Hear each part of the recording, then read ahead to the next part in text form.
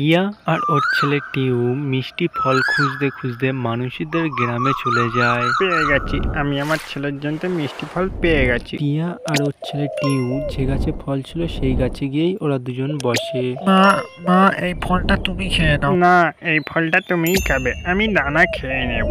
ওরা দুজন এইভাবে গল্প করছিল, তখনই একটা জাল এসে টিউর মার ওপরে পড়ে। খোকা খোকা, তুমি এখান থেকে পালাও, না হলে পাখি ধরা তোমাকেও ধরে নেবে। তুমি পালাও। মা আমি তোমাকে ছেড়ে যাবো না মা।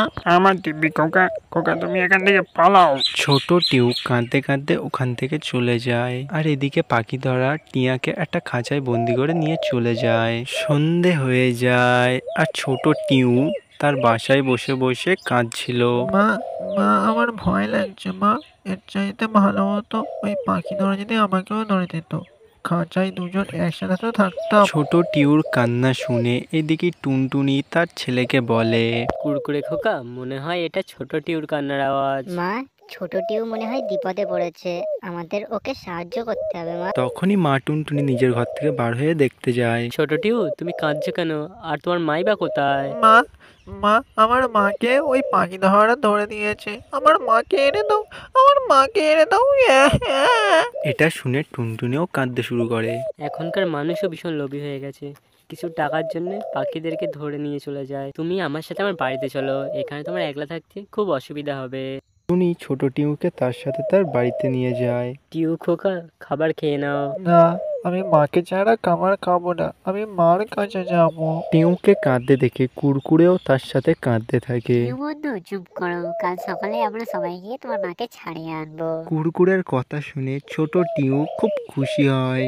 করে তুমি আমার সাহায্য করবে তো? হ্যাঁ কুড়কুড়ে খোকা, আমি আর টিউ মিলে তোমাকে নিশ্চয়ই সাহায্য করব। ওই রাতে টিউ টুনটুনিদের ঘরেই ঘুমিয়ে পড়ে। সকাল হয়ে যায়। টুনটুনি আর টুনটুনির ছেলে কুড়কুড়ে আর টিউ ওরা গ্রামের দিকে যেতে থাকে। আমরা এই গাছের তলায় বসেছিলাম আর পাখি ধরা আমার মাকে ধরে দিয়েছে। তাহলে কুড়কুড়ে ওই সামনের গ্রাম থেকেই পাখি ধরাটা এসেছিল, আমাদের ওইদিকেই যাওয়া উচিত। তখনই ওরা ওখান থেকে উঠতে থাকে। একটা বড় গাছের তলায় খাঁচায় বন্দি টিয়া ছিল।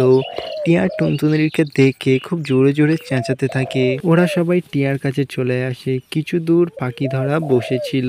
কুড়কুড়ে আর টিউ খোকা, তোমরা দুজনে এখানেই বসো, আমি শিকারির সাথে কথা বলে আসি।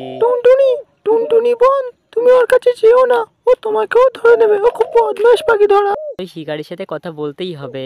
টুনটুনি পাখি ধরার কাছে যায়। এই যে পাখি ধরা, ওখানে টিয়ার খোকা টিউ বসে আছে, সে কাল রাত থেকে কিছু খায়নি, তুমি ওর মাকে ছেড়ে দাও না। টুনটুনির কথা শুনে পাখি ধরা খুব জোরে জোরে হাসতে থাকে।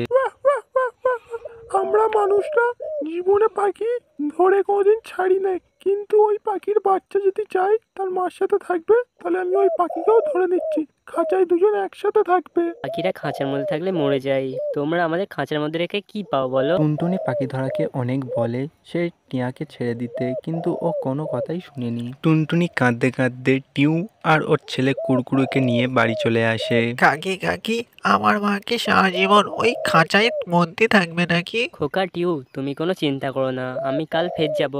আর হ্যাঁ, তুমি যেন যেও না, ওই পাখি ধরা তোমাকেও ধরে রাখতে পারে।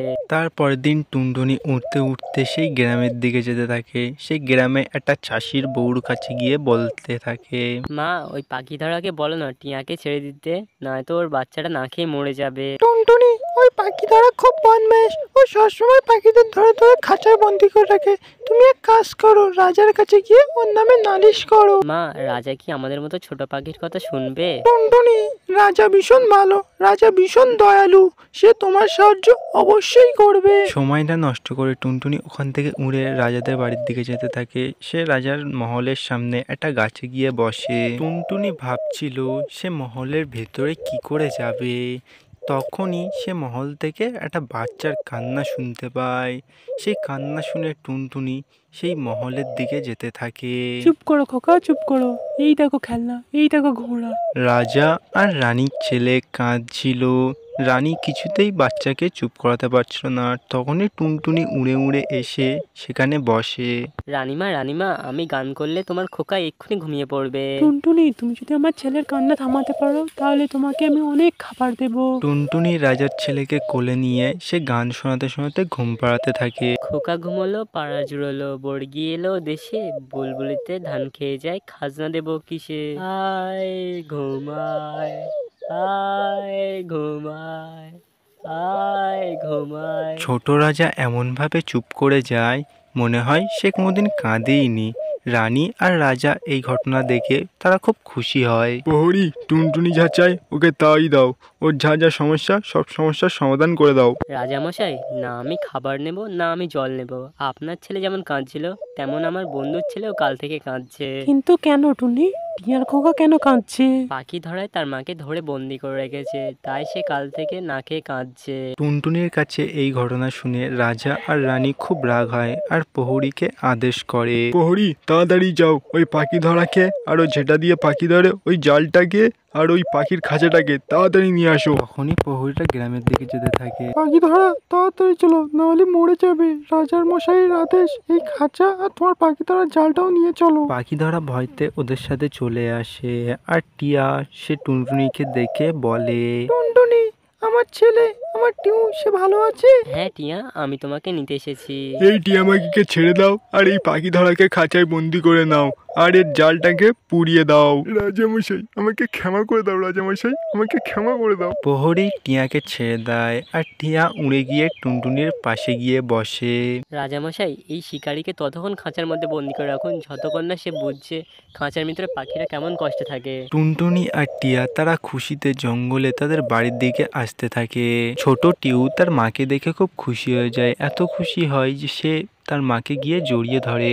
মা, আর আমরা কোনোদিন মানুষদের গ্রামের দিকে যাব না। খোকা টিউ, তোমার কাকিমা ওই বদমাশ পাখিদেরকে খাঁচায় বন্দি করে রেখেছে, আর আমাদের কোনো ভয় পেতে হবে না। এটা শুনে কুরকুরে তার মার প্রতি অনেক গর্ব হয়। সে তার মাকে জড়িয়ে ধরে, অনেক ভালোবাসে তার মাকে। আর এদিকে বেচারা পাখি ধরা সে খাঁচায় বন্দি থাকে। বন্ধুরা, পাখি ধরার পরিণাম এরকমই হয়।